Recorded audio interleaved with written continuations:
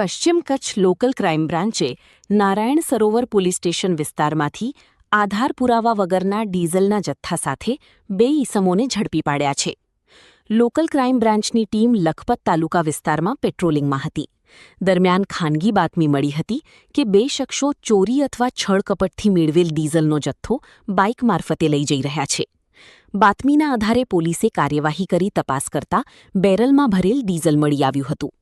પોલીસે ઈસમો પાસેથી કોઈ બિલ કે આધાર પુરાવો માંગતા તેઓ કોઈ દસ્તાવેજ રજૂ કરી શક્યા નહોતા. જેના આધારે પોલીસે 60 લીટર ડીઝલ ભરેલું પ્લાસ્ટિક બેરલ તેમજ ડીઝલની હેરફેર માટે ઉપયોગમાં લેવાયેલી મોટરસાયકલ મળી કુલ અંદાજે 55,000 રૂપિયાનો મુદ્દામાલ કબજે કર્યો હતો. આ મામલે સિકંદર રમધાન જત અને હનીફ અલી મામદ જત નામના 2 ઈસમોને અટકાયત કરી વધુ કાર્યવાહી માટે નારાયણ સરોવર પોલીસ સ્ટેશનને સોંપવામાં આવ્યા છે.